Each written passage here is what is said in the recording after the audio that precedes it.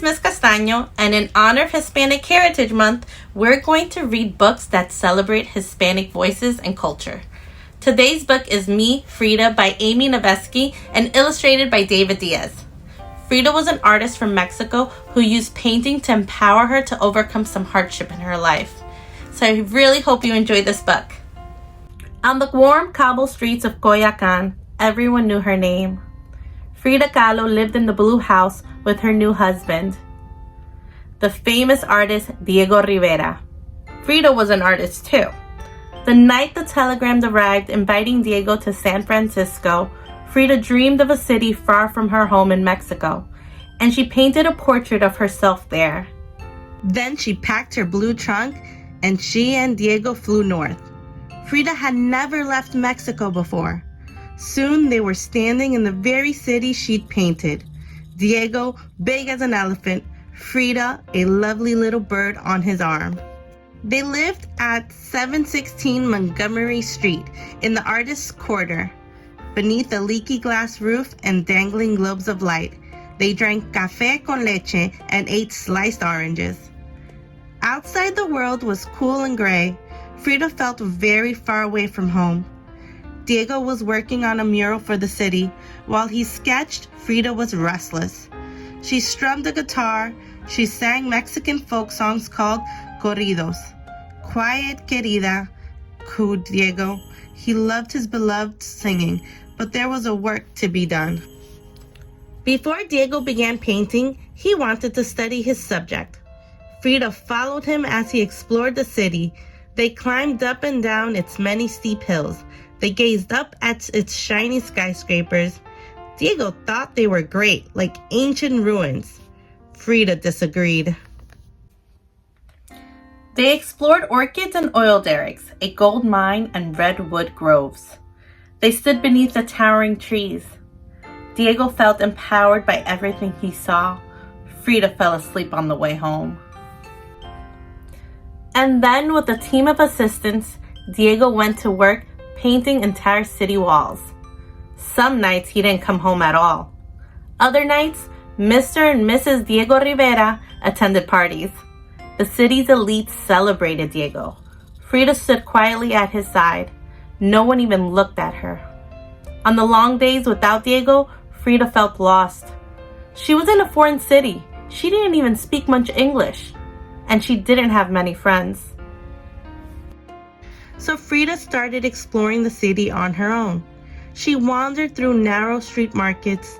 She touched pretty birds in tiny, ornate cages and searched in little shops for silk to make skirts. She admired moon-faced babies. Frida especially loved Chinatown. It smelled of incense, fish, and fog. Soon Frida felt bolder and rode on a streetcar. She took a ferry across the Golden Gate and walked in the green headlands, high above the ocean. From there, she could see the entire glittering city and all it held, including Diego. It was small enough to fit on the wing of a bird. For once, Frida felt larger than life. Me, Frida, she felt like she could fly. Frida went back to Montgomery Street and painted. She knew she was an artist too. While Diego painted his monumental murals about town, Frida painted small portraits at home. The local press called Frida's portraits pasable, or good enough. Good enough was not good enough for Frida. She wanted to be great. One night at yet another party, all eyes were on the great Mexican painter Diego Rivera. Frida stood quietly at his side, but she could hardly contain herself. She thought the Americans' faces resembled dough.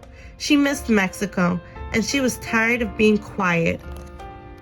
Suddenly, Frida began to sing, not just any songs, but the Mexican folk songs she sang to Diego while he worked.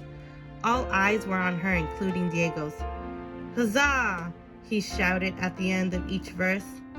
He always knew Frida was marvelous. That night, Frida painted something great. A colorful wedding portrait of herself and Diego. She painted Diego big and she painted herself small, just as the world saw them.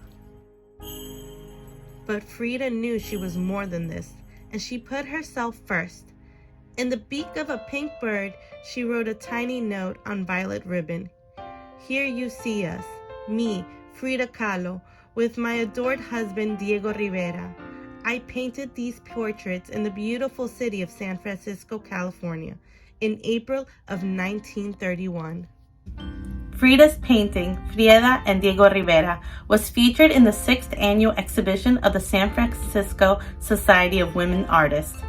It was her first show. Adorned in her best dress and necklace of ancient jade, her jet black hair braided, Frida walked proudly through the crowd.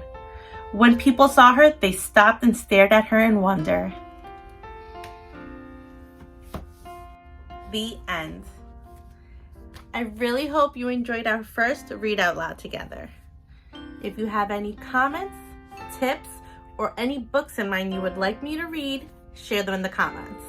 Don't forget to subscribe and share with your friends, and come back for our next book.